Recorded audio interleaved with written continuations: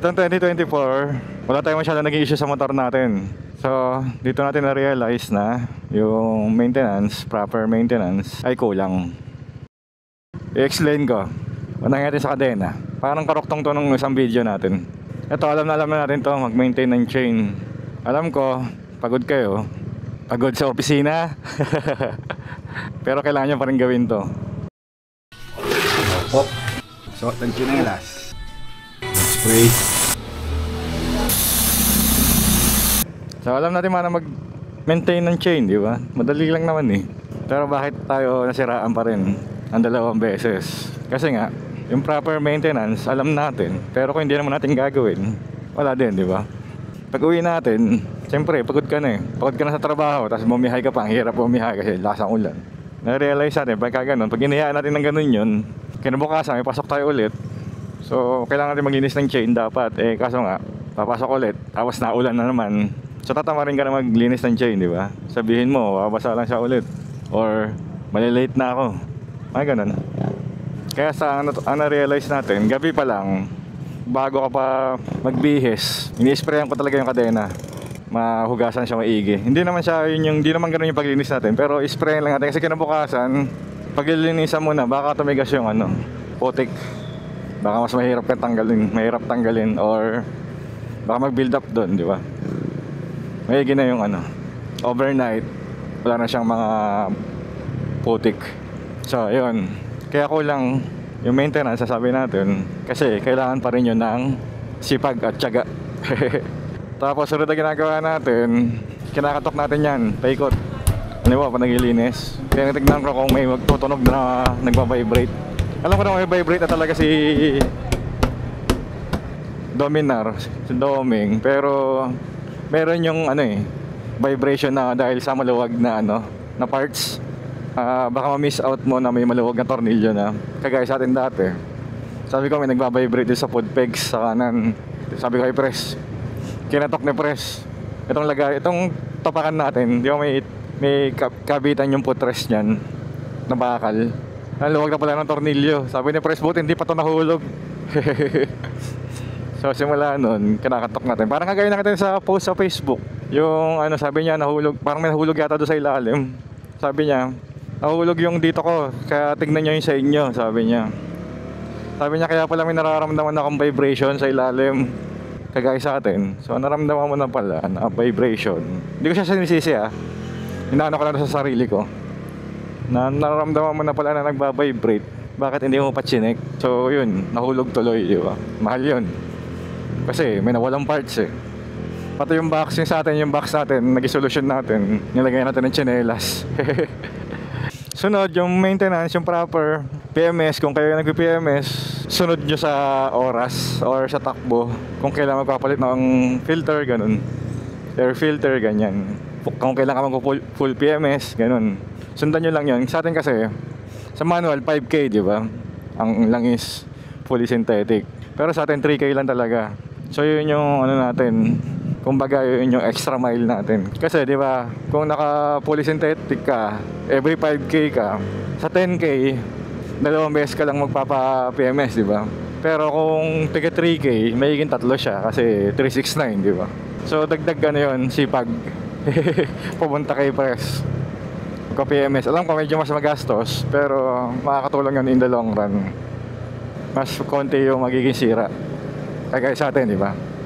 Last year, wear and tear lang. Doon pala sa kinakatok, ito lang, last week, may vibration ako nakakita din sa foot pegs nung angkas. Naka-resolve na ni press yun dati, pero bumalik siya, ang tataka ako. Di kinatok ko, bakit nagbabibrate tong part na to? Ginawa ko, inano ko siya, yung ginaganon ko yung tinitiklop ko, tapos binabalik ko sa dating posisyon, tapos tumalsik yung bulitas, yun pala yung plastic na sa ilalim basag na. So ginawa ko, nag-order ako sa Shopee ba yung Lazada, basta lagay ko na lang dyan, 25 pesos lang. So nakabit na natin, so yun, tahimik na siya ulit. So at least yun, nasira siya nung nasa bahay tayo. Well, wala naman siya epekto sa takbo ng motor, pero nakakailang yun kung nasira siya sa biyahe, tapos maingay kasi luluwag yun, di ba?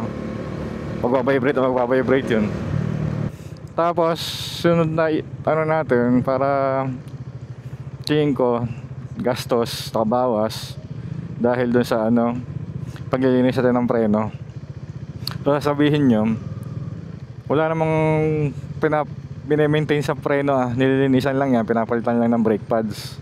Oo, tama kayo. Pero pag yan kasing preno nag-fail, sigurado may gastos kayo. Kaya dapat condition yung preno natin. Working condition dapat lagi yan.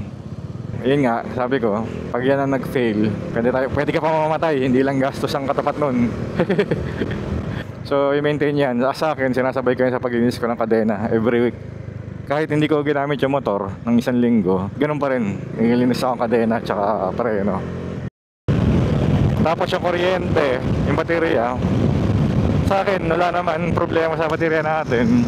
Sinisiguro ko lang na hindi ko siya naiiwanan na naka-on yung susi.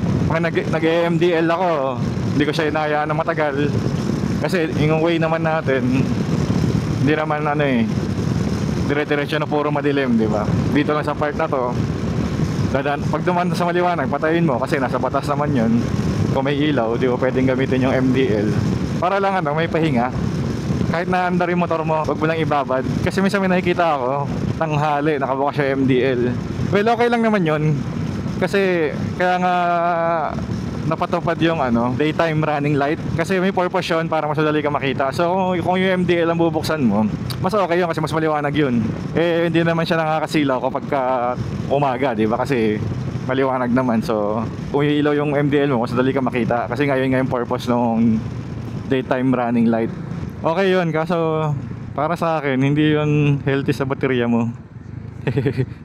Kaya ako laging nakabantay dyan. Kita nyo, wala tayong tawag dito, voltmeter. Pero hindi naman tayo nasiraan ng baterya kasi ganun nga yung ginagawa natin. Takot ako dati kasi si Dominar nga, si Domeng, walang padjak.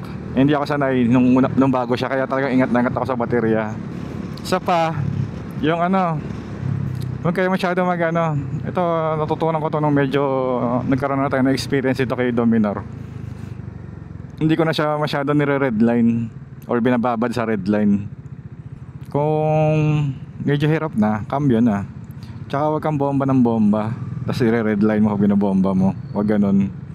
Kasi may epekto yun sa makina mo, sa piston. Hindi ko kabisado pero may epekto yun kasi nai-stress Kaya nga nagkaroon ng limit ng yan, ilaw para sa red line para makita mo pag nagre-red line ka na. Over-rev na ibig sabihin. So pagka ganyan, or may mga bata nagpapabomba, bomba mo na lang ng konti, wag mo na lang isagad. Yung sobrang sagad na bomba sa matagal kasi magre-red line nga yun. Kung palaging ganun, may epekto rin yun sa init kasi nga mabilis siya under ng piston. So init, nabanggit natin, iduktong na natin yung yung coolant. Sa atin, hindi tayo nagka-problema sa coolant, kaya swerte tayo. Wala tayong problema sa radiator. Kasi nung bago yan, pinapakiramdaman ko talaga. Kinabisado ko yung normal na temperature ng motor ko na nararamdaman ko. Kasi wala nga tayong temperature. So nang una, takot ako pagka halimbawa, bumiyahe lang ako ng konti, tapos umambon. Ramdam na ramdam ko yung init ng makina. Yun pala, ganun pala talaga kasi umaambon nga. Nababasa ng konti, nag-steam. Kaya nararamdaman mo lalo yung init, pero normal pala yun. So yun nga, hanggang sa nakabisado ko na siya na ganito yung yung init niya. So ganitong takbo, ganitong traffic, alam ko kung ano magiging init niya. Kaya nung isang beses, medyo nagbabago na init. Tinanong ko si Press, kailangan ko na magpalit ng coolant. Tinanong niya kung ilang odo. Palit na yan, sabi niya. So tama hinala ko. Tama yung naramdaman ko na medyo nag-iiba na. So babantayan nyo din yan. Or kung kagaya sa atin, wala tayong nararamdaman pero 2 years na, palitan nyo na. Kasi na yun, baka panis na. So yung gulong, dapat naka-maintain ka dyan, naka-monitor ka dapat dyan. Kasi isa sa mga naging issue natin yan, ang bilis na sira. Pero madali lang naman, yung extra mile mo doon, bumili ka nito. Pang monitor. Kasi mas madali mag-monitor, di ba? Hindi ka tatama rin kasi kada alis ka, yuyuko ka pa. Dito, yan na, titignan mo na lang yan. Gastos ka nga lang, pero malaking tulong yan. Sulit yung gagastosin mo dyan. Kaysa hindi mo napansin, malambot na pala yung gulong mo, tumatakbo kang malambot, binabiyahe mo. Lalo na kung first timer ka magmotor, kaya sa atin. Kasi nung huli, wala yan. Pag lobat, alam ko na malambot yung gulong. Nararamdaman ko na siya sa ano, kung paano siya tumakbo. Yung hatak, ganun. Yung talbog niya. Nakakabisado mo rin yung motor mo eh. Kaya maganda ano eh, yung motor mo isa lang. Kasi nakakabisado mo nga pag lagi mo siyang ginagamit. So, na-share ko lang siya kasi nga, pag naka-encounter kayo ng issue sa motor nyo, ano yun, hinder or nakakasagabal sa pag-enjoy natin sa pagmumotor. Kagaya na sa atin dati, nasiraan tayo ng base gasket. Kada may maamoy akong langis na nasusunog, nag-aalala ako dyan. Hindi ako mapakali habang umaandar. Kabadong-kabado ako nyan. So nakawala na kayo enjoyment kasi nga kinakabahan ka. Pero yun amoy mo langis sa katabi mo palambas or sa truck, di ba? Hindi naman sa'yo.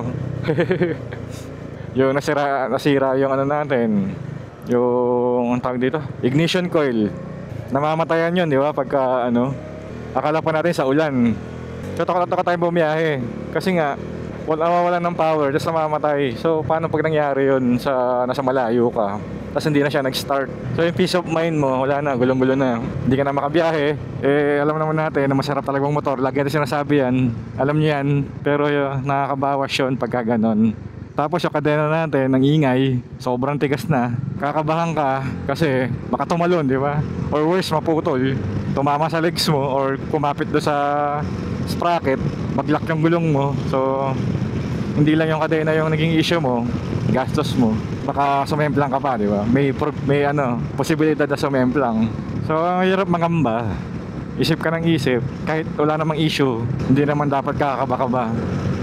Ito sinasabi ko, mga sinashare ko sa inyo, kahit na anong issue, mag-a-apply ito.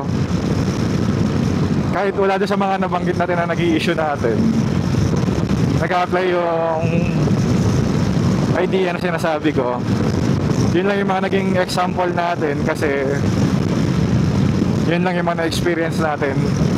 Saka yun yung mga doon tayo nag-improve noong 2024. Kaya hindi tayo nagkaroon ng issue.